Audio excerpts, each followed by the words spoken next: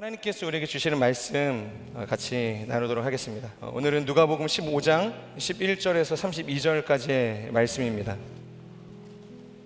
저와 여러분이 한 절씩 교독하도록 하겠습니다. 예수께서 말씀하셨습니다. 어떤 사람에게 두 아들이 있었다. 제가 받을 몫을 주십시오. 그래서 아버지는 두 아들에게 살림을 나눠주었다. 며칠 뒤 작은 아들은 자기가 가진 것을 모두 챙겨서 멀리 다른 나라로 떠났다. 그러고는 거기서 방탕하게 살면서 그 재산을 낭비했다.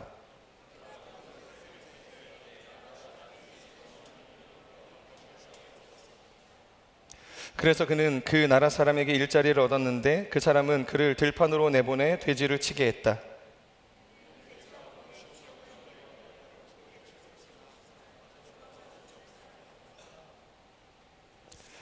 그제야 제정신이 들어서 말했다. 내 아버지 집에는 양식이 풍부해서 일꾼들이 먹고도 남는데 나는 여기서 굶어 죽는구나.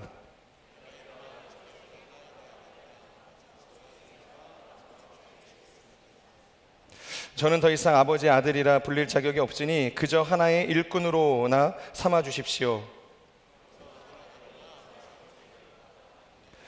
아들이 아직 멀리 있는데 그 아버지는 아들을 보고 불쌍히 여겨 아들에게 달려가 그의 목을 껴안고 입을 맞췄다. 아들이 아버지에게 말했다. 아버지, 제가 하늘과 아버지께 죄를 지었습니다. 이제 아들이라고도 불릴 자격이 없습니다. 그러나 아버지는 종들에게 말했다.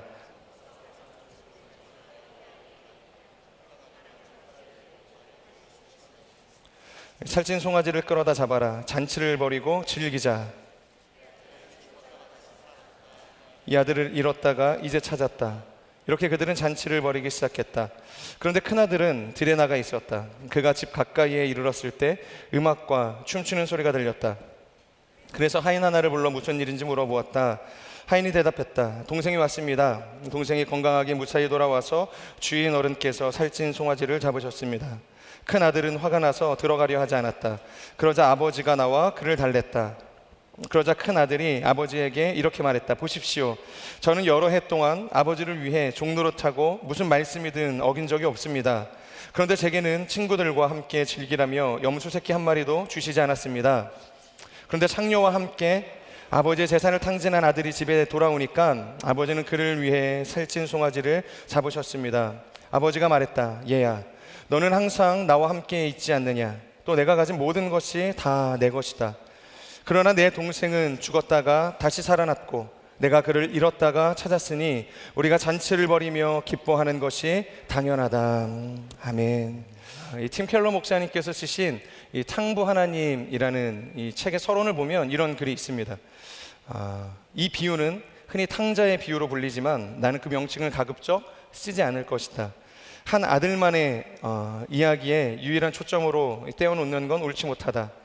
예수님도 탕자의 비유라 부르지 않으시고 어떤 사람에게 두 아들이 있는데 라는 말로 이야기를 시작하셨다. 여러분, 오늘 우리가 살펴볼 이 15장, 이 누가복음 15장의 세 번째 이 비유의 내러티브는 동생만을 위한 이야기라기보다는 동생 못지않게 중요한 이 의미를 가진 이 형에 대한 이야기이기도 하다는 것이죠. 그래서 오늘 우리는 이 메시지를 통해서 탕자의 비유로만 해석하기보다는 잃어버린 두 아들의 이 비유라고 부르면서 함께 말씀을 나누길 원합니다. 근데 여기서 또 끝나는 것이 아니라 이 탕자로 번역이 되어지는 이 문구의 형용사를 보면요, 이 prodigal이라는 이 단어가 사용이 되어지는데요, 이 단어는 제멋대로 군다라는 이 뜻도 있지만 이 무모할 정도로 이 씀씀이가 헤프다, 그리고 하나도 남김없이 이 쏟아붓는다라는 의미를 가지고 있기도 합니다.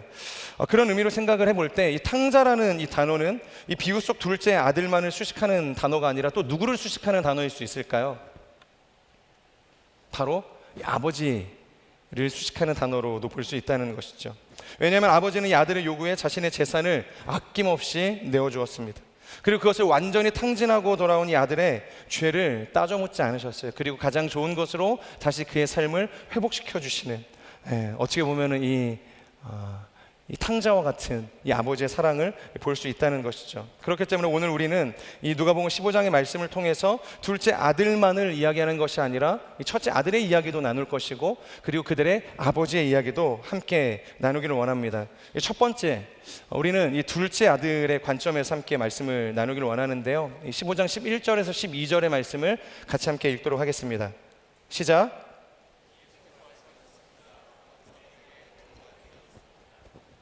작은 아들이 아버지에게 말했다. 아버지, 재산 중에서 제가 받을 몫을 주십시오. 그래서 아버지는 두 아들에게 살림을 나눠주었다. 우리가 이 11절부터 살펴보면 어떤 사람에게 두 아들이 있었다, 이제 그렇게 이야기를 하고 있죠. 그런데 한 아들이 아버지에게 이야기하는 것입니다. 아버지, 아버지의 재산 중에서 제가 받을 몫을 좀 주십시오.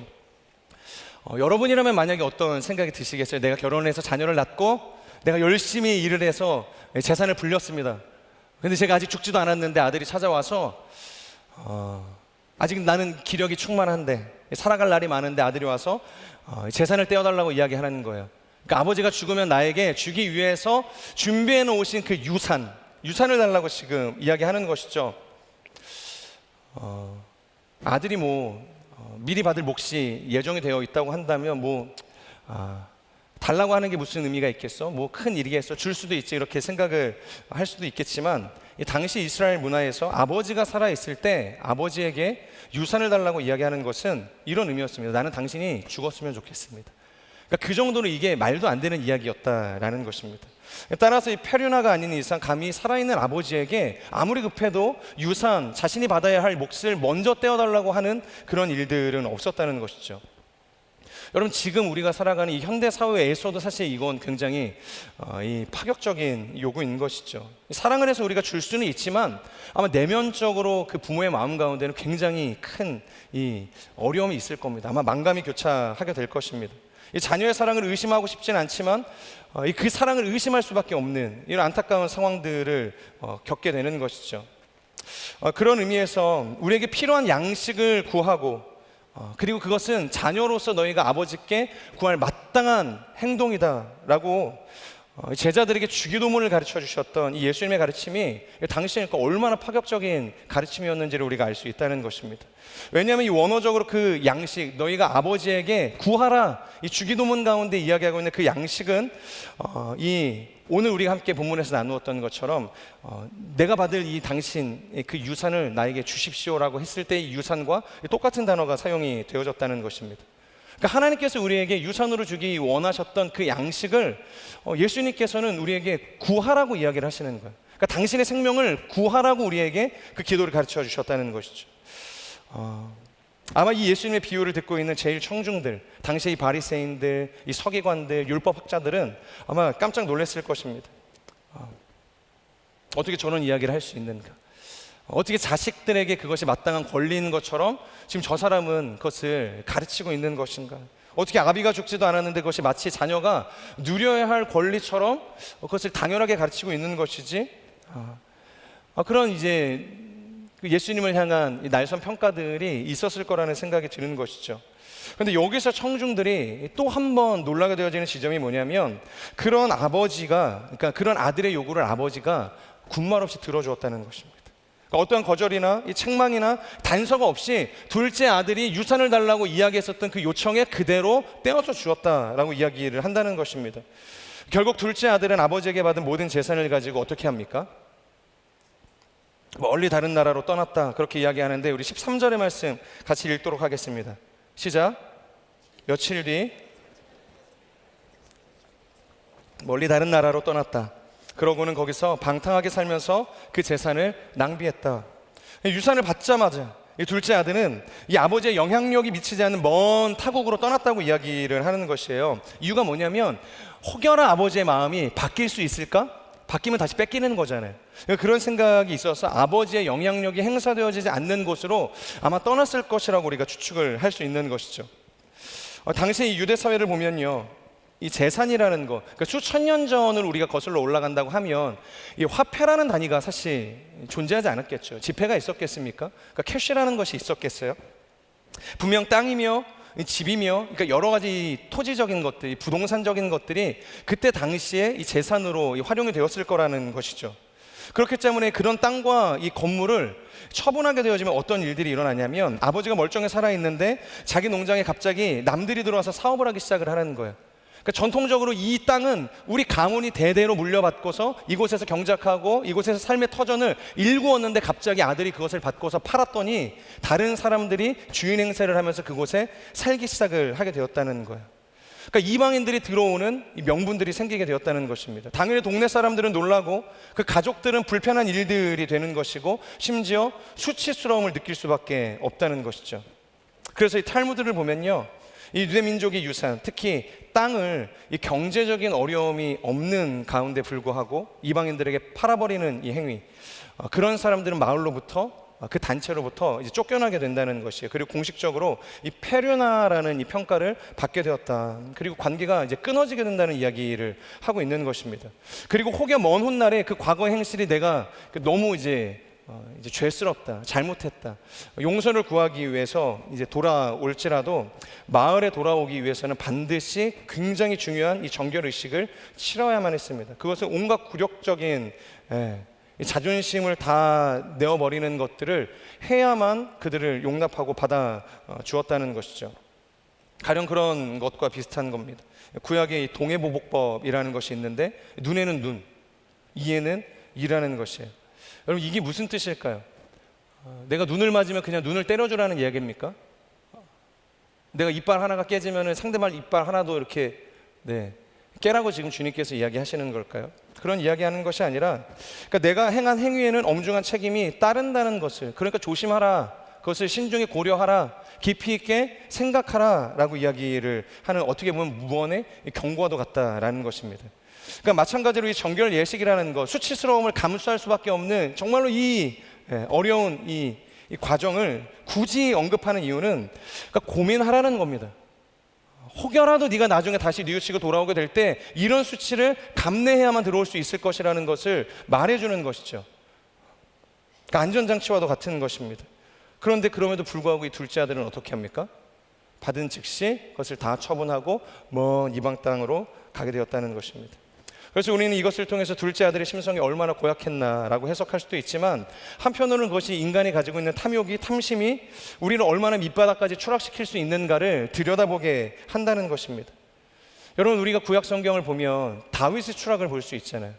성경은 하나님께서 그가 하나님의 마음에 합한 자다, 그렇게 그의 인생을 기뻐했었던 예배자였습니다. 하지만 그런 인생도 정말로 이 처참한 밑바닥까지 내려가게 되어지는, 그 욕망을 절제하지 못할 때 얼마나 하나님으로부터 멀어질 수 있는가를 여실히 보여주고 있었다는 것이죠. 그렇기 때문에 여러분, 아무리 우리가 99%를 확신하는 인생을 살아가더라도 단 1%의 불확실 때문에 무너질 수 있는 것이라는 거예요. 그것이 우리의 신앙이고 우리의 믿음이고 우리의 삶일 수 있다는 것이죠. 그래서 우리는 이 99% 확신을 우리가 의지하고 믿고 살아가는 인생이 아니라, 나에게 부족한 그 1%는 무엇인가, 지금 내가 하나님 앞에서 결핍되어지는 그 1%는 무엇인가, 그것을 끊임없이 고민하면서 하나님 앞에서 그것을 확보할 수 있는 인생으로 나아가야 한다는 것입니다. 어찌 보면 바로 그 1%의 탐심을 이 아들이 해결하지 못했기 때문에 지금 추락하게 된 것일지 모르겠습니다. 어찌됐든 그렇게 아버지의 이 재산을 받고서 다 처분하고 뒤도 돌아보지 않고서 타국으로 갔으면 잘 살면 좋지 않습니까? 해피엔딩으로 그곳에서 번영하고 가문을 일으키고 새 출발했다, 그렇게 딱 마침표를 찍으면 너무 좋은데, 13절이 뭐라고 이야기하냐면 방탕하게 살면서 그 재산을 낭비했다, 그렇게 표현을 하고 있습니다. 그럼 마르지 않을 것 같았던 그 아버지의 그 막대한 그 재산이 곧 바닥을 보이게 된 것입니다. 완전히 고갈하게 되었다, 고갈되어졌다 이야기하는 것이죠. 여러분, 우리 본문 이 12절의 말씀을 다시 한번 읽어보도록 하겠습니다. 이 12절의 말씀입니다. 시작.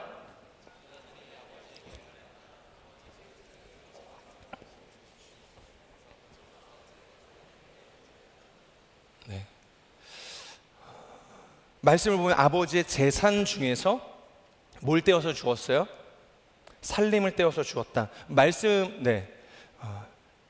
좀 전에 그 말씀을 다시 한번 떼어봐 주시겠어요? 12절의 말씀이요. 네. 아버지의 재산 중에서 살림을 떼어서 주었는데 보이시는 것처럼 노란색으로 저희가 표시를 했는데 아버지가 가지고 있는 재산이 있습니다. 그런데 아들에게 준 것은 그 재산 전체를 준 것이 아니라 뭘 준 거예요?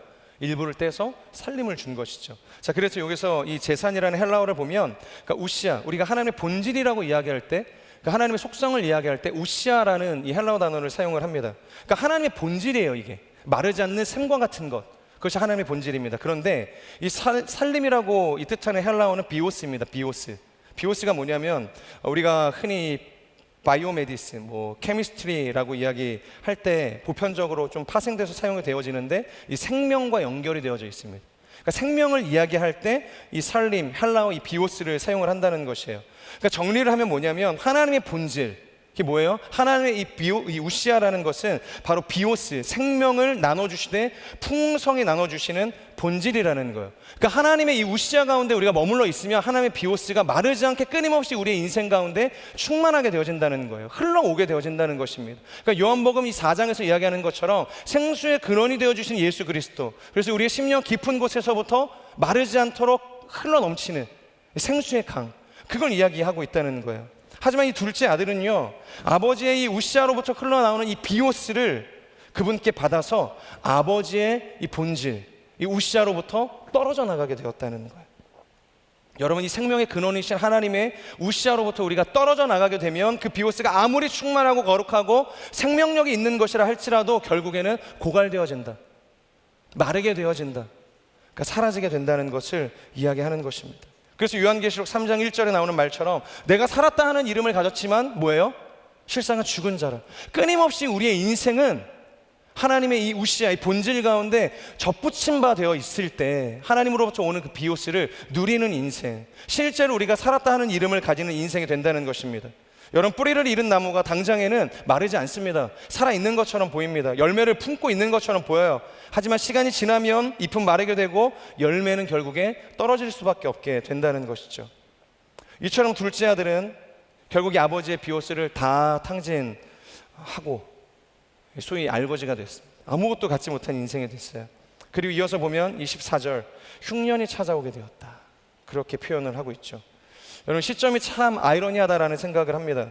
만약에 내가 가진 것이 많을 때, 하나님의 이 비오스로 내가 충만할 때 만약에 흉년이 찾아왔다고 한다면 아무 문제가 없었을 그 흉년이 이제는 굉장히 큰 문제가 된다는 것이에요. 그의 삶을 하나님께 심판받았나? 그렇게 나가더니 하나님께서 저주하셨나? 그렇게 해석할 수 있는 여지가 생겼다라는 것이에요. 구약에서 이 흉년, 이 전염병, 이 전쟁이라는 세 가지는 언제나 하나님의 심판의 수단으로 사용되었다는 것이죠. 아마 예수님이 이야기를 하면서 그 아들의 그 삶 가운데 흉년이 찾아왔다라고 이야기할 때 아마 청중들은 둘째 아들이 드디어 하나님께 천벌을 받았구나, 하나님께서 그를 심판하셨구나, 그렇게 생각했을지 모르겠습니다. 그리고 15절을 보면 그가 결국에는 돼지치는 신세로 전락하게 되었다, 성경은 이야기합니다. 여러분, 선민으로, 유대인으로 구별된 삶으로 거룩하게 살아왔던, 그리고 부족할 것 없는 인생을 누려왔던 이 둘째 아들이 이제는 이방인의 종이 되었어요. 부정한 그 민족의 심지어 종이 되었을 뿐 아니라, 그러니까 돼지는 뭡니까? 혐오 동물 아닙니까? 당시에 부정하게 여겨졌던 동물 아니었어요. 그런데 그 돼지를 치는 이 비참한 인생으로까지 추락하게 된 것입니다. 심지어 16절을 보면 그는 돼지가 먹는 이 쥐엄나무 열매를 통해서 자신의 줄인 배를 채워야겠다, 그 정도로 그의 인생이 추락하게 된 것입니다. 이제는 더 이상 내려갈 곳도 없는 완벽한 이 한계 상황 가운데 이 둘째 아들이 놓이게 된 것이에요. 안타까운 일이죠. 하나님의 심판이 그 인생 가운데 임하게 된 것입니다. 그런데 여러분, 재밌는 게 뭐냐면 인간이 그런 절망에 내몰릴 때, 그래서 바닥까지 추락하게 될 때 한편으로는 그것이 불쌍한 일이고 안타까운 일이지만 오히려 그 바닥이 발판이 되어서 도약할 수 있는 기회가 될 때가 있다는 거예요. 뭔가 인생을 다시 새롭게 할 전환점이 되기도 한다는 것입니다. 역시나 그도 정신을 차리게 되었다, 성경은 그가 기억하게 되었다라는 표현을 사용하고 있는데 우리 17절의 말씀 같이 읽도록 하겠습니다. 17절입니다. 시작. 그제야 제정신이 들어서 말했다. 나는 여기서 굶어 죽는구나. 네. 여러분, 지금까지 그의 인생이 뭐예요? 그러니까 그러니까 제정신이 아니었다는 겁니다. 그렇기 때문에 아버지가 시퍼렇게 눈을 뜨고 있는데도 유산을 상속해달라고 이야기하는 이 폐륜까지 저진 것 아니겠습니까? 그런데 이제서야 깨닫게 된 거예요. 하나님의 칼이 그의 인생 가운데 임해서 그를 치니까, 하나님의 심판이 임하니까, 그가 더 내려갈 수 없는 밑바닥까지 추락하게 되니까 드디어 제정신이 돌아오게 되는 거예요. 아버지의 집에 넘치던 그 비오스, 그 마르지 않는 그 생명의 근원을 그가 기억하게 되었다는 거예요. 그러니까 그 비오스 가운데 거하고 있었던 그 종들마저도 얼마나 풍족했나, 얼마나 그 아버지의 사랑 가운데 충만했나. 그러니까 그것을 이제 아들이 기억하게 되었다는 거예요. 그러니까 이제 뭘 결정하게 됩니까? 비록 아들의 자격은 내가 얻을 수 없을지 모르겠지만, 그러니까 종이라도 되었으면 좋겠다. 아버지의 집에 종의 신세라도 내가 지금 살아가고 있는 이것보다는 훨씬 낫겠다라는 생각을 하게 되는 거예요. 그래서 종이라도 돼야지라는 그 소망의 마음을 갖고 드디어 발걸음을 옮기게 됩니다. 여러분, 여기서 우리가 어떤 교훈을 발견할 수 있을까요? 어떤 교훈을 우리가 발견해야 될까요? 우리가 어린 과거를 생각을 해보면 그러니까 하루 종일 밖에서 뛰어놀았던 이 경험들이 있지 않습니까? 분명히 부모님은 너 해가 지기 전까지 들어와, 뭐 저녁 먹기 전까지, 저녁 준비되기 전까지 들어와, 이렇게 분명히 이야기를 하지만, 그러니까 저녁 먹을 시간이 지났는데도 한참이나 지났는데도 들어가지 않고 밖에서 이제 놀 때가 있잖아요. 놀게 되는 경우들이 있지 않았습니까? 그런 경험이 없으신가요? 네, 저는 뭐 허구한 날 그래서 하도 욕을 많이 먹었던 기억이 있어요. 그런데 어찌됐든 늦든지 아니면 더 늦든지 아니면은 뭐 때로는 뭐 오라고 하시는 그 시간에 맞춰서 집을 돌아가든지, 그러니까 결국에는 집으로 돌아간다는 거예요. 왜? 돌아갈 집이 있기 때문이라는 거예요. 집에는 어머니가 차려놓은 이 맛있는 저녁이 준비가 되어져 있고, 이 자녀가 돌아오기를 기다리는 가족들이 그 집에 있기 때문이라는 것입니다. 그런데 문제는 돌아갈 집이 없는 아이, 집에 가도 자신을 반겨줄 가족이 없는 아이는 어떻게 됩니까? 집에 돌아가고 싶은 마음이 들겠습니까? 설령 돌아간다 하더라도 그 집으로 돌아가는 발걸음이 얼마나 고독하고 외롭겠습니까? 그래서 우리가 이 둘째 아들의 이야기를 보면서 그래도 그가 제정신을 차리고 돌아갈 집을 기억했다는 것이 굉장히 큰 우리 안에 위안이 된다라는 것입니다. 늦었지만 여전히 돌아갈 아버지의 집이 존재한다는 것, 그것이 굉장히 큰 은혜라는 것이죠. 이 마틴 하이데거라는 이 철학자는 현대인들의 이 삶을 향해서 뭐라고 이야기하냐면 고향을 상실한 존재, 그렇게 규정을 합니다. 고향을 상실한 존재라고 이야기를 하는 거예요.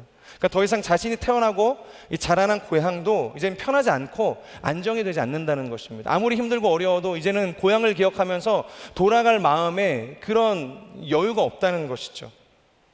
저는 하나님을 모른 채 살아가는 이 현대인들의 삶이 바로 이 고향을 상실하고 이 고독과 외로움에 짓눌려 살아가고 있는 그런 모습은 아닐까라는 생각을 하게 됩니다.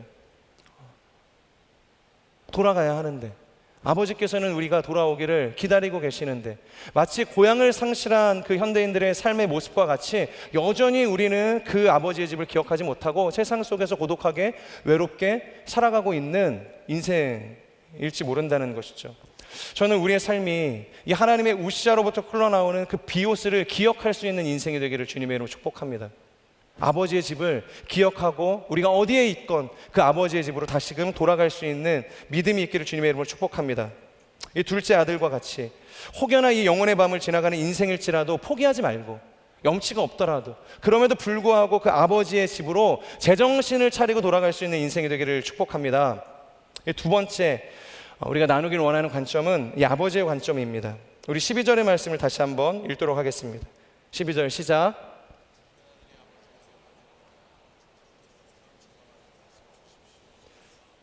그래서 아버지는 12절을 보면 아버지가 유산을 상속해달라는 이 아들의 요구가 있었죠. 보통이라면 이런 상황 속에서 아마 개탄스럽다는 생각을 했을지 모르겠어요. 내가 자식 교육을 잘한 줄 알았는데 잘하지 못했구나. 혹여 뭐 아내를 타박하거나 면박하지 않았겠어요. 자식 교육을 도대체 어떻게 했길래 우리 아들이 이렇게 패륜적인 소리를 하나. 아마 뭐 이 부부싸움의 근원이 일어나지 않았을까라는 생각이 들어요. 그래서 자녀를 향해서 실망하고 책망을 하고 이 부부간에, 이 가족간에 큰 갈등이 일어났을 거라는 생각이 드는 거죠. 그런데 본문에 나오는 이 아버지는 아들을 위해서 어떠한 책망도 질책도 요구도 하지 않았다. 아무런 조건 없이 그저 자신의 재산에서 이 살림을 떼어주었다. 그렇게 표현을 하고 있습니다. 아마도 청중들은 이런 아버지의 모습을 통해서 진짜 깊은 부성애를 가졌다. 아버지의 사랑이 정말로 크고 놀랍다. 이렇게 생각을 했을 거라고 보이진 않습니다. 오히려 이 어리석은 아버지라고, 오히려 아버지가 자식 인생을 다 망치고 있다고 아버지를 비난하지 않았겠습니까? 아버지를 나무라지 않았겠습니까? 그런데 말씀을 곰곰이 생각을 해보면 그런 아버지였기 때문에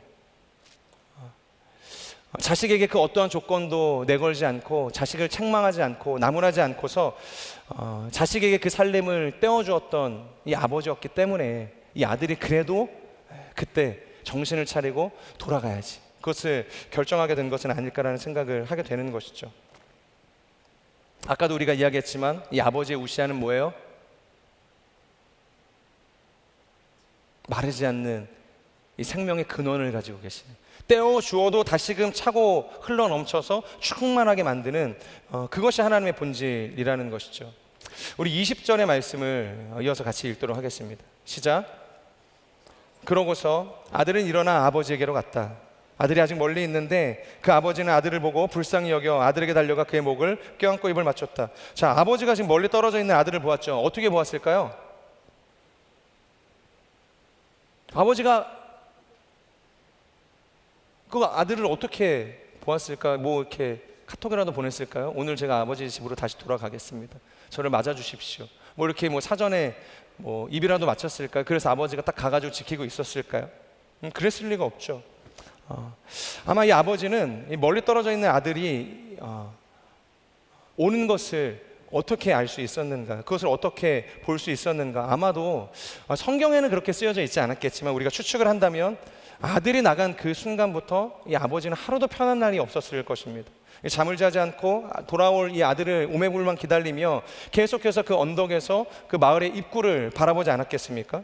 그리고 아들이 돌아왔을 때 어떻게 할 것인지에 대해서 수많은 생각들을 했을 아버지였을 거라는 것입니다.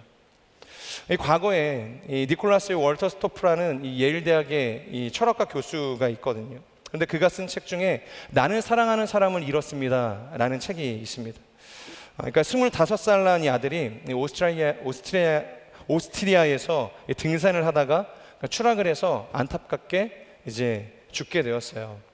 그러니까 아버지보다 먼저 죽게 된 이 아들의 이야기를 담고 있는 것이죠. 그리고 그 사고 이후에 겪게 된 본인의 마음의 이 변화에 대해서 쓴 책입니다.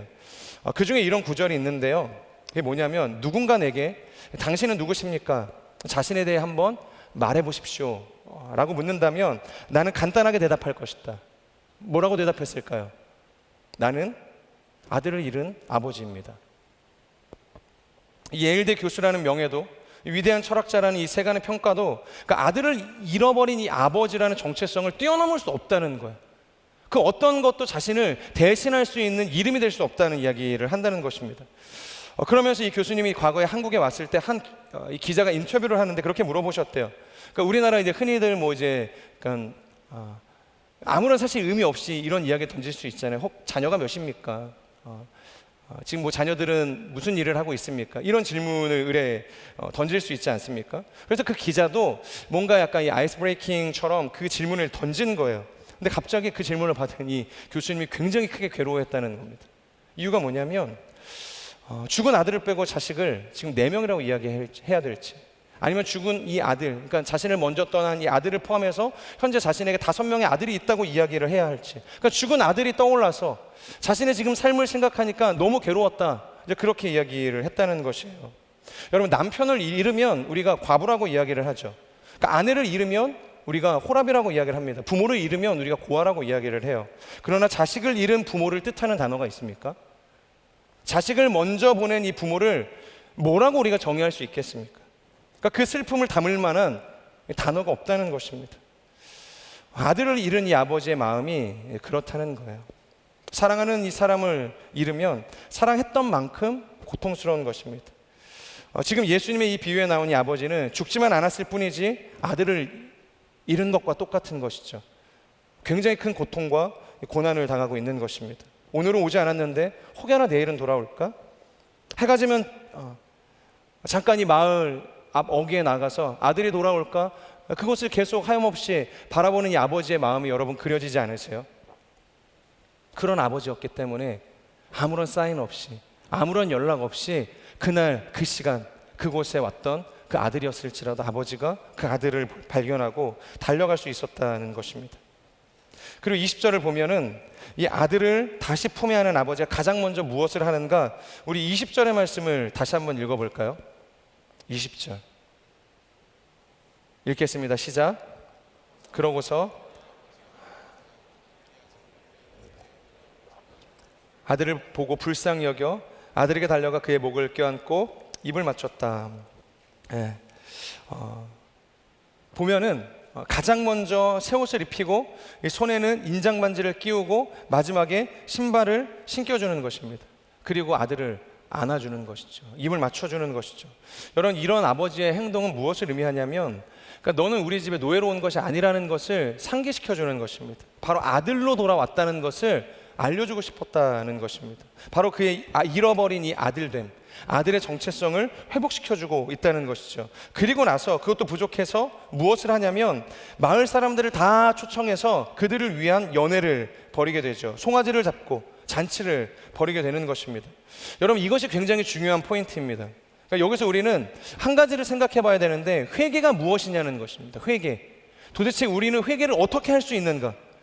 여러 가지 회개를 정의하는 성경의 단어가 있지만 이 헬라어 메타노이아, 이건 역시 회개를 이야기할 때 뜻하는 단어입니다. 흔히 우리가 방향을 바꾸다, 우리의 어떤 삶의 진로를 완전히 전환시키다라는 의미일 때 이제 사용을 하게 되는데, 그러니까 동쪽으로 가던 사람이 계속해서 동쪽을 간다고 했을 때 그것을 메타노이아라고 이야기하지 않는다는 거예요. 완전히 방향을 바꿔서 서쪽으로 가기로 결정할 때, 그래서 실제로 서쪽으로 가기 시작할 때 그의 인생이 회개했다, 그러니까 메타노이아라는 단어를 사용하게 된다는 것이에요. 여러분, 우리가 그런 말을 할 때가 있지 않습니까? 보통 회개에서 뉘우칠 회는 있는데 고칠 개가 없다.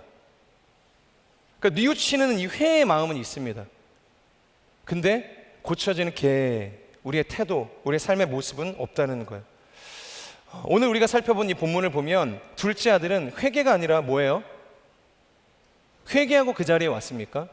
회개가 아니라 순전히 자신의 먹고 사는 것이 너무 어렵고 더 이상 이 이방 땅에서 내가 살아갈 것에 대한 아무런 소망이 없었기 때문에 그때 기억하고 아버지께로 돌아가야겠다, 그것을 결정한 것입니다. 회개가 아닌 것이죠. 후회였겠죠, 어떻게 보면. 그래서 자신의 아들이 아니라 종이 되어서라도 아버지의 집에 빌붙어서 살아야겠다, 설령 나를 내치질지라도 아버지에게 설득해서 그곳에서 어떻게든 사는 것이 이 생세보다 낫겠다라고 판단을 해서 갔다는 것입니다. 오직 생존의 문제에 포커스를 맞추고 있다는 거예요. 자, 그런데 본문을 한번 볼까요? 본문의 아버지를 보면 이 둘째 아들이 회개하지 않았습니다. 아버지에게 뉘우치지 않았습니다. 자신의 그간의 삶을 반성하고 아버지의 도움을 구하지 않았습니다. 어떠한 변명도 지나온 시간도 설명하기 전에 무조건적인 사랑과 은혜를 가지고 이 돌아온 아들을 품어주었다는 것이에요. 그렇기 때문에 누군가는 이 기독교 신앙의 핵심에 대해서 뭐라고 이야기하냐면, 그것은 용납할 수 없는 죄인을 용납해 주시는 하나님의 사랑을 용납하는 것, 용납할 수 없는 죄인을 용납해 주시는 그 하나님의 사랑을 용납하는 것. 여러분, 이것이 기독교가 가지고 있는 신앙의 핵심이라는 것입니다. 누가복음 19장을 보면 삭개오를 찾아가신 예수님의 이야기가 나오죠. 내용을 보면 그가 회개하고 예수님을 따랐기 때문에 예수님이 그의 집에 들어간 것처럼 보이지만 사실 그렇지 않습니다. 예수님께서 먼저 그의 집에 들어가 주셨어요. 사람들이 손가락질하고 있었던, 매국노보다 더하다고 여겼던, 그러니까 동족의 이 혈세를 가지고서 자신의 배를 불리는 뭐였습니까? 세리였죠. 세리 중에서도 세리장이 삭개오였습니다. 그러니까 사람들이 그와 함께하지 않았다는 거예요. 그에게는 가까운 가족도 없었을 것이고 그와 함께하는, 마음을 터놓고 나눌 수 있는 친구도 없었을 것이라는 겁니다. 돈은 많았지만 외로웠던 인생이 바로 이 삭개오의 인생이었다는 것이죠. 근데 예수님께서 먼저 그 삭개오를 보시고 나무에서 내려오라고 이야기하신 다음에 오늘 내가 너희 집에 가게 될 것이다, 들어갈 것이다, 이 삭개오를 찾아와 주셨다는 거예요. 그때 어떤 변화가 일어나냐면 자신이 가진 소유의 절반을 가난한 사람에게 나눠주겠다고 이야기하죠. 그리고 토색해서 빼앗은 물건이 있으면 4배로 갚아주겠다. 그러니까 자신의 삶에 대한 회개가 일어나게 되는 것입니다. 고칠 개가 일어나게 되었다는 것이에요. 여러분, 그가 회개했기 때문에 예수님께서 받으신 것이 아니라 회개하기도 전에 무조건적으로 용납해 주시고 자신을 품어주시는 그 하나님의 사랑을 보게 되니까 그의 마음 가운데 회개가 일어나게 되었다는 것입니다. 즉, 회개는 하나님의 임재의 결과물입니다. 하나님의 용납의 결과물, 그것이 바로 진정성 있는 회개라는 것이죠. 회개가 하나님의 임재를 끌어오는 것이 아니라 하나님의 임재가 이 회개를 끌어온다는 것이죠. 저는 우리가 용납할 수 없는 그 죄인을 품어주시고 용납해 주시고 다시 우리를 아들이라 말씀해 주시는 그 하나님, 그 하나님의 그 사랑을 용납하고 받아들일 수 있는 인생이 되기를 주님의 이름으로 축복합니다. 마지막 세 번째, 큰아들의 관점 나누도록 하겠습니다. 25절의 말씀 같이 읽도록 하겠습니다. 시작.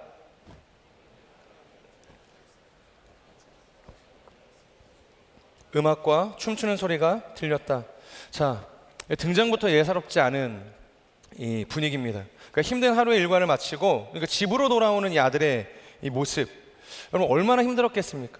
그러니까 하루 종일 이 아버지 집에 마치 품꾼처럼 열심히 일을 하고 노근해진 이 몸을 가지고서 이제 집으로 돌아온 상황이었어요. 우리는 그가 얼마나 착실했는지, 그리고 아버지 앞에서 얼마나 성실하고 모험적으로 살았는지를 알 수 있는 것이죠. 그런데 우리가 내용 전체를 살펴보면 이 아들에게는 굉장히 큰 문제가 있었습니다. 그것이 무엇이냐면 바로 그가 아버지의 마음은 알지 못한 채 아버지의 집만을 지키고 있었다는 것입니다.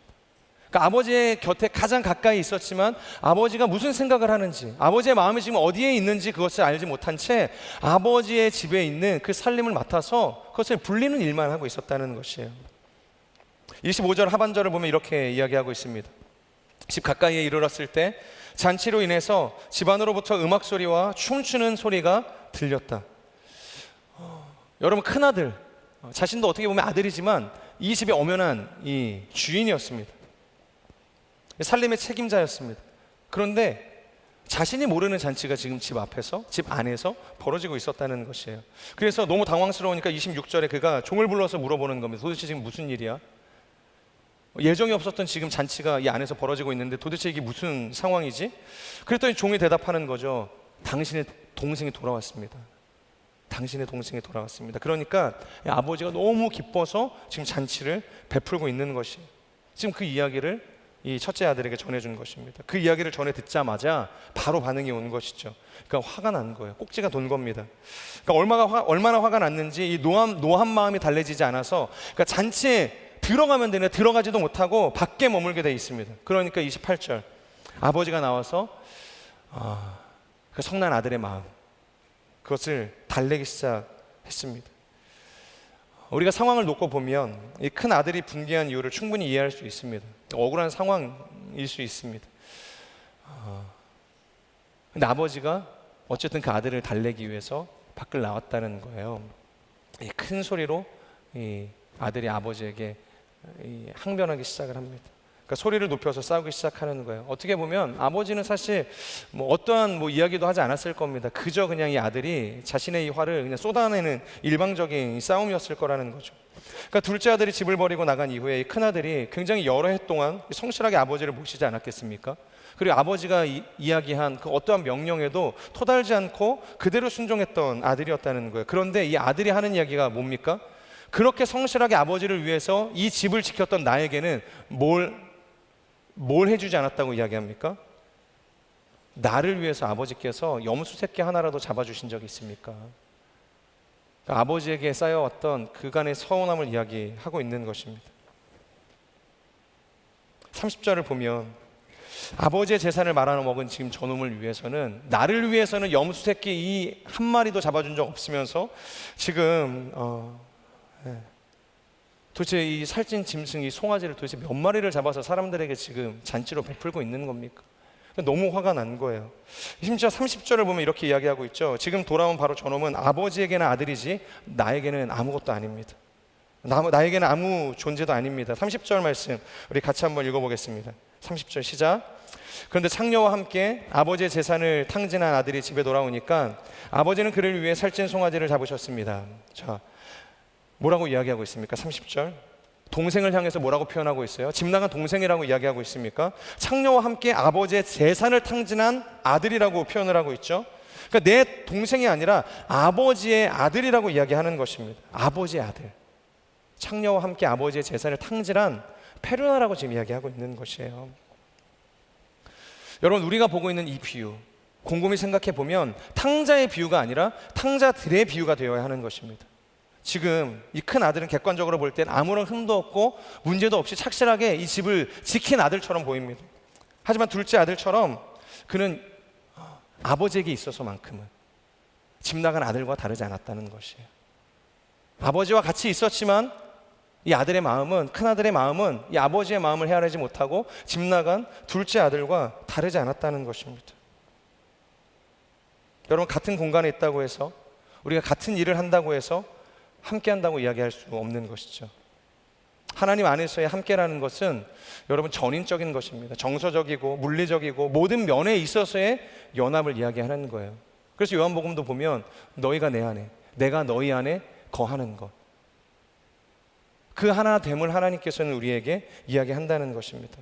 우리의 신앙생활이 길어지고 사역의 경험이 많아지면 이런 비슷한 오류에 빠지게 될 때가 있다는 거예요. 교회에서 하라는 거 다 하고 리더십으로 정말로 한 번도 쉬지 않고 내가 달려왔다고 해서 그것이 마치 내가 하나님의 마음을 잘 헤아리고 있고 하나님 안에 거하고 있다고 착각하게 될 때가 있다는 것이죠.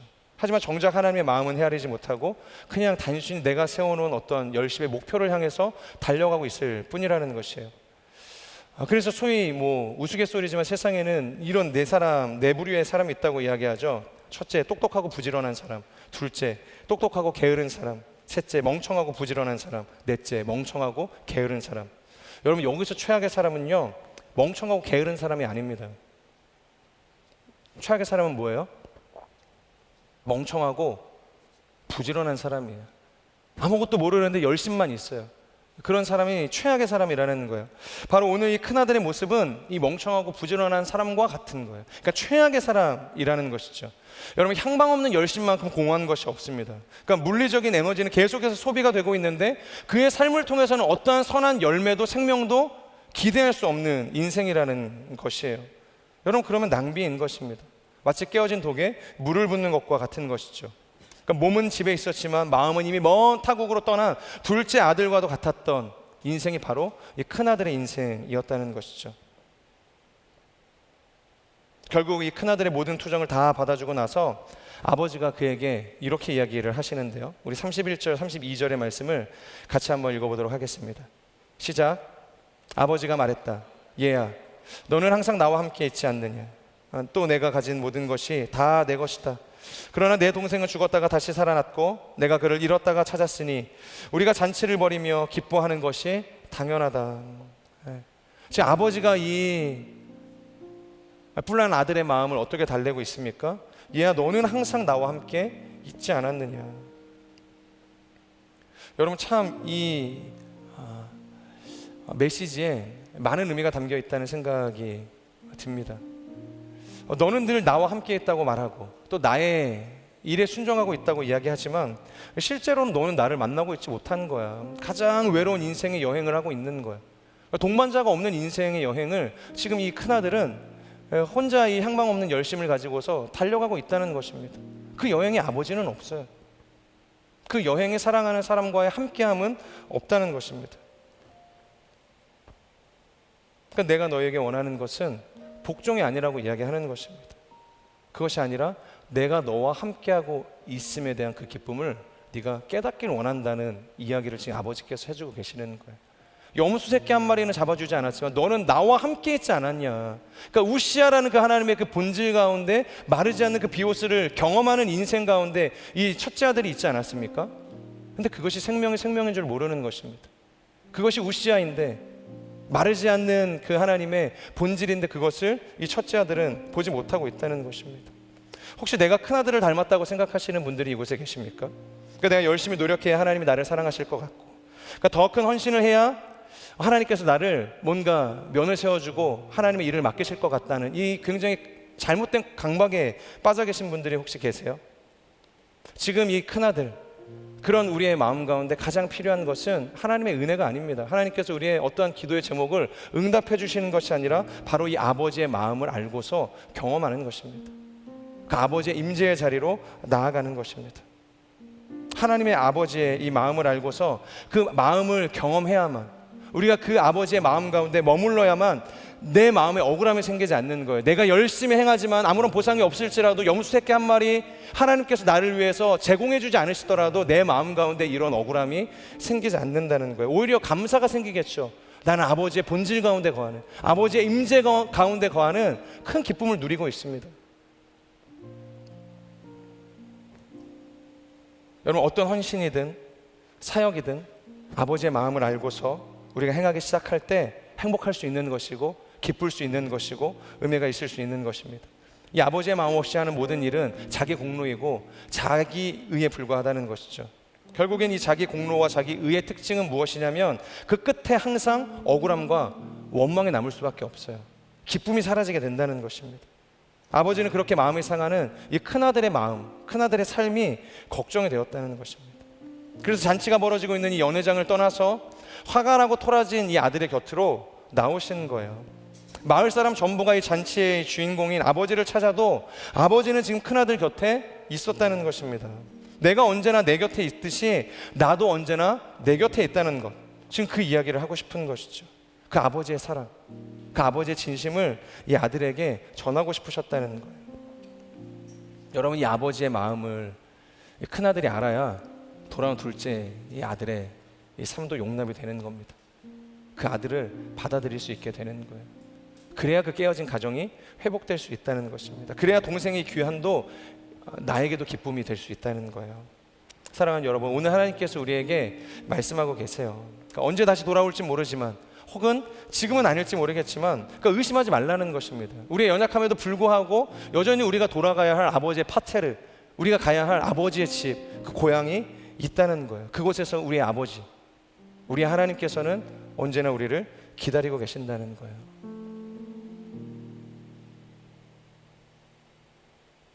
이 작은 아들도, 집 나간 이 탕자도 아버지의 가장 가까운 이 성전 가운데 머물러 있는 열심을 가진 이 큰아들도 여러분 정신을 차려야 되는 것입니다. 그리고 아버지께로 돌아가야 되는 것이죠. 나도 제정신을 차리고, 여러분들도 제정신을 차리고, 우리 모두가 제정신을 차리고 아버지께로 돌아가야 하는 것입니다. 우리를 향해 두 팔을 벌리고 계시는 그 아버지의 품, 아버지의 임재로 돌아갈 때 우리의 삶의 모든 것이 의미 있는 삶으로, 가치 있는 삶으로 회복이 될 줄로 믿습니다. 우리가 2024년도를 마무리하는 이 시점, 하나님께 다짐했지만, 하나님께 우리가 기도했지만, 하나님께 우리가 서약했지만 그대로 우리가 충성되이 헌신하면서 살아오신 인생이 있습니까? 혹여나 그렇게 살았다고 생각하신 분은 더 큰 위험을 안고 계신지 모르겠어요.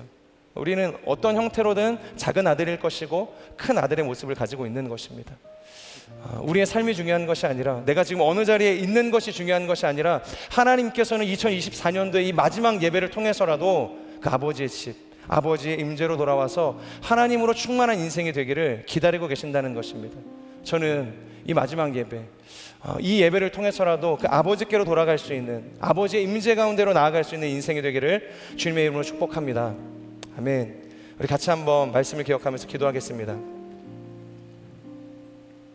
기도하실 때, 하나님, 우리의 삶이 영원하신 이 비오스, 마르지 않는 이 생명의 근원을 가지고 계신 하나님의 그 우시아 가운데 거하는 인생이 되기를 소망합니다.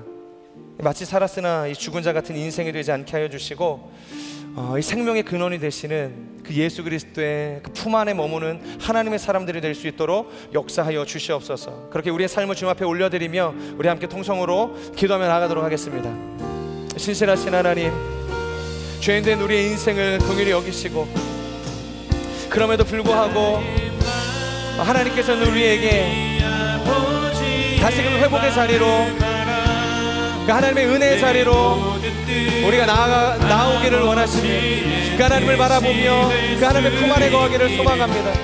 하나님, 다시 한번 우리가 그 아버지의 그 집을 기억하는 인생이 될 수 있도록 역사하여 주시옵소서. 우리의 삶이 영원하신 그 비오스, 영원하신 그 우시아 예수 그리스도 가운데로 나아가는 하나님의 사람들이 될 수 있도록 성령 하나님 축복하여 주시옵소서. 정말 우리의 인생이 살았으나 죽은 자와 같은 그 사대교회와 같은 인생이 되지 않을 수 있도록 우리를 인도하여 주시옵소서. 주시옵소서. 영원히 마르지 않는, 끊어지지 않는 예수 그리스도의 그 생명샘 가운데로 나아가는 하나님의 사람이 될 수 있도록 역사하여 주시옵소서. 정말로 향망 없는 열심을 가지고 우리가 나아가는 인생 되지 않게 해주시고, 정말로 연약하고 부족한 우리의 인생을 주 앞에 인정하며 하나님의 도우심을 구하며 하나님의 그 채워주심을 기대하며 그 하나님 한 분 바라보며 나아갈 수 있는 거룩한 인생을 낼 수 있도록 주여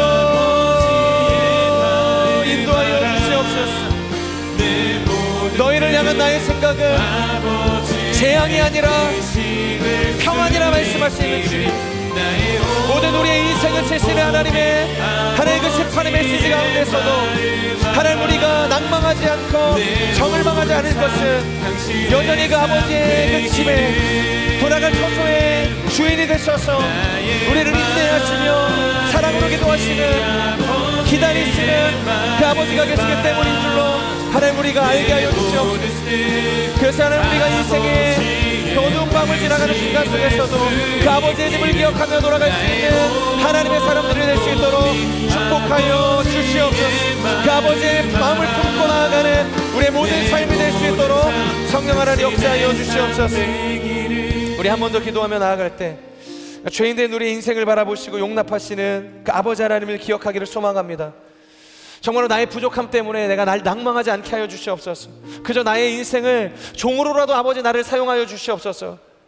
정말로 하나님 안에서의 관계는 고작 그 정도의 수준이 아닌 줄 우리로 하여금 알게 하여 주시옵소서. 내가 어떤 자리에 있을지라도, 음부에 가서 내가 자리를 깔고 앉아 있을지라도 하나님의 그 손이 우리와 함께 하시고 우리를 구원하시는 놀라운 사랑의 하나님이신 줄 우리로 하여금 알게 하여 주시옵소서. 정말로 그 어떠한 죄의 성품을 가지고 있고 죄의 자리에 앉아 있을지라도 우리를 용납하시는 그 하나님의 그 신실한 사랑을 우리가 용납하고 주께로 나아가는 하나님의 사람들이 될 수 있도록 역사하여 주시옵소서. 우리 그 마음을 가지고 죄인을 용서하시는 그 아버지 하나님의 그 신실한 사랑을 바라보며 우리 믿음으로 다시 한번 우리의 삶을 올려드리며 주여 간절히 선포하며 통성으로 기도하며 나아갑시다. 주여, 오 주님, 죄인된 우리의 인생을 하나님께서는 여전히 용납하시는 부족한 우리의 인생이지만, 죄인된 우리의 인생이지만, 그 어떤 것으로도 용납받을 수 없는 우리의 인생이지만 하나님의 사랑은 그 모든 우리의 죄를 초월하여서 우리를 품으시고 우리를 온전케 하시는 구원의 하나님이신 줄로 믿습니다.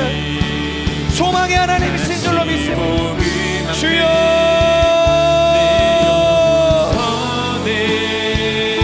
그 사랑의 하나님 앞으로 나아갑니다. 그 위대한 구원의 하나님 앞으로 나아갑니다.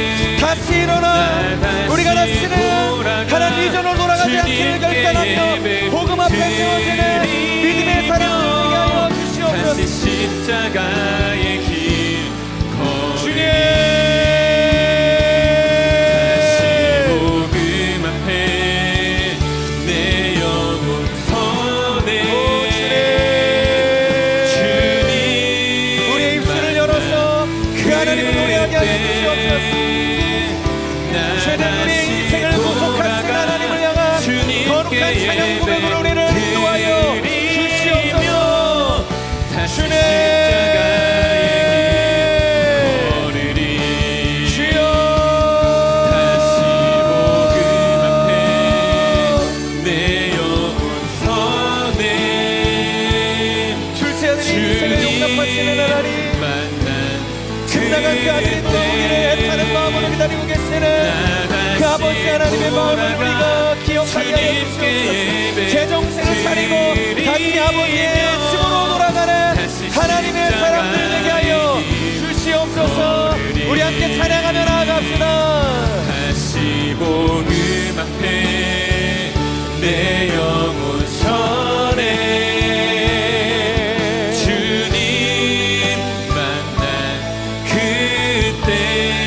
하나님의 그 복음은 모든 죄를 용납하는 능력의 복음임을 우리가 믿고 고백합니다.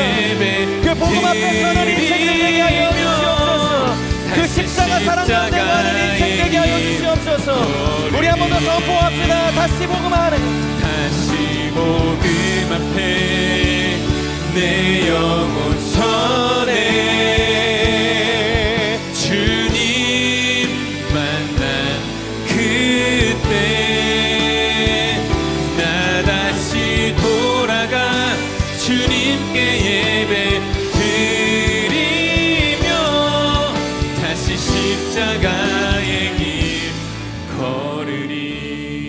다시 복음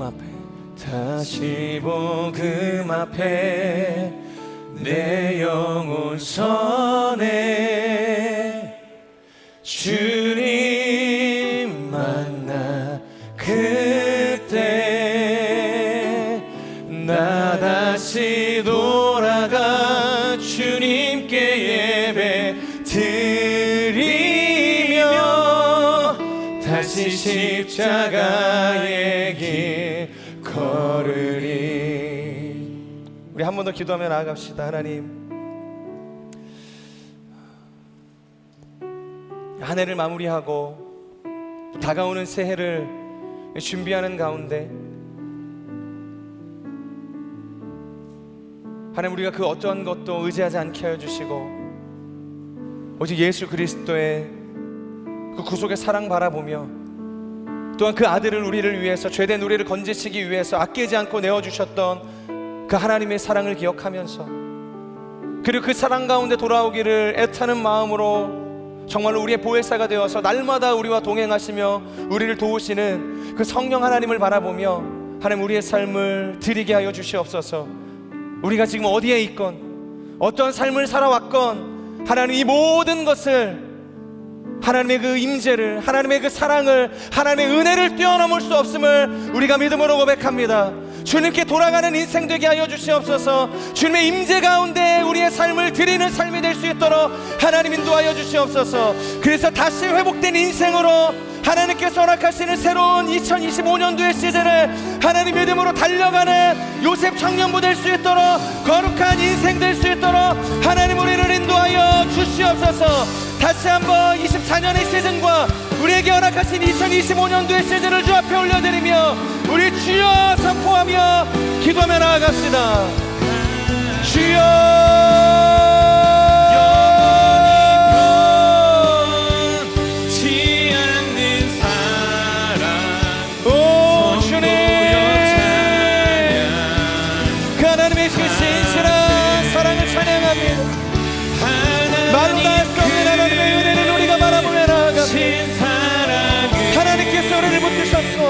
하나님의 능력의 손이 우리와 함께 하셨고 성령님의 그 말로 다 할 수 없는 하나님 도우심이, 매주 교통하심이 오늘 우리의 삶을 인도하신 줄로 믿습니다. 내가 어느 곳에 있건 어떠한 인생을 살아왔건 내 안에 어떠한 운명과 탐욕과 하나님 절망을 묵상하고 있건 하나님, 나의 그런 초라한 그 과거와 상관없이, 나의 현재와 상관없이 하나님께서 오늘 우리 가운데 찾아오셔서 우리를 구속하시는 하나님이신 줄로 믿습니다.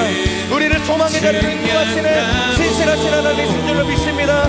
내 생각보다 더 크고 놀라우신 하나님 바라보며 나의 한계보다 더 위대하신 그 하나님을 바라보며 내가 생각한 것보다 더 놀랍고 나를 사랑하시고 품으시는 그 하나님 아버지의 사랑을 바라보며 주께로 돌이키는 우리의 삶이 될 수 있도록 하나님 인도하여 주시옵소서.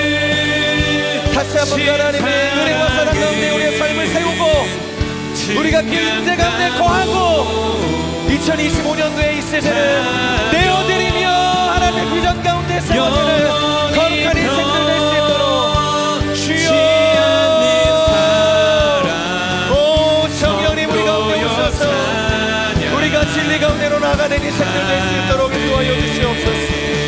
오 그 하나님의 크신 은혜, 그 하나님의 그 크신 사랑이 우리와 함께 하시니 말로 다 할 수 없는 하나님의 은혜의 그 크심을 우리가 보게 하여 주시옵소서. 나를 통하여 그 하나님의 은혜가 흘러가게 하여 주시옵소서. 나를 통하여 그 하나님의 사랑이 흘러가게 하여 주시옵소서. 내가 속한 모든 자리가 그 하나님의 사랑과 은혜의 자리에 세워진 역사 있게 하여 주시옵소서. 우리 함께 선포합시다. 하나님의 하나님 크신 사랑을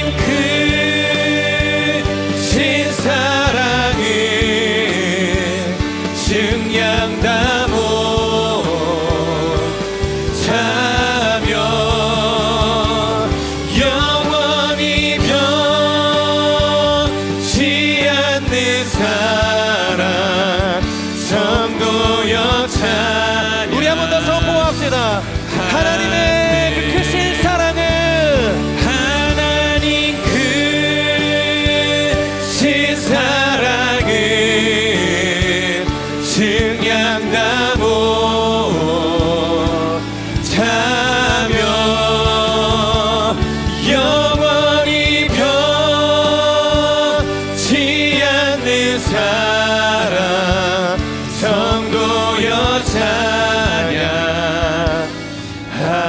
찬양하세. 하나님의 그 크신 사랑을 우리가 바라봅니다. 우리가 어떤 자리에 있건, 내가 둘째 아들과 같이 정말로 집을 나간 탕자의 인생을 살건, 아니면 열심은 있지만 경건의 모습은 있지만 헛된 열심을 가지고 정말로 하나님의 이 우시아로부터 떨어져 나아가는 인생을 살아가고 있던 이 첫째 아들의 모습이던, 우리가 반드시 기억해야 할 것은, 우리가 돌아가야 할 것이 있고 우리가 기억해야 할 것이 있다는 것입니다. 바로 하나님 아버지의 사랑이고 하나님의 임재로 우리가 돌아가야 될 줄로 믿습니다. 2024년도 긴 1년의 시간을 달려온 우리의 인생, 우리가 그 하나님의 사랑을 기억하게 하여 주시고 그 하나님의 은혜에 반응하는 인생들 되게 하여 주시고, 여전히 우리가 그 하나님의 임재 가운데 머물기를 결단하는 하나님의 사람들이 될 수 있도록 역사하여 주시옵소서. 그래서 지금까지도 이 에베네셀하며 우리를 인도하셨던 그 신실하신 하나님을 의지하며 다가오는 2025년도도 그 여호와 일의 하나님을 의탁하며 그 하나님을 바라보며 하나님과 동행하는 우리의 모든 삶이 될 수 있도록 성령 하나님 역사하여 주시옵소서. 우리 공동체가 또 새로운 시즌을 준비하며 달려나가야 하는 이때 하나님께서 주시는 그 거룩한 비전 안에 하나 되어지는 공동체 되게 하여 주시고, 인간적인 지혜와 경험과 하나님 우리 한계를 의지하지 않게 하여 주시고, 그 성령님의 음성에 반응하게 하여 주시고, 그 하나님의 임재를 의지하며 하나님의 사랑을 기억하며 나아가는 위대한 공동체 될 수 있도록, 승리하는 공동체 될 수 있도록 하나님 우리를 축복하여 주시옵소서. 이렇게 함께 하실 주님 찬양합니다. 감사합니다. 영원히 마르지 않는 우리의 생명의 근원이 되시는 예수 그리스도의 이름으로 감사하며 기도드립니다. 아멘. 우리 주님 앞에 감사의 박수 올려드리겠습니다.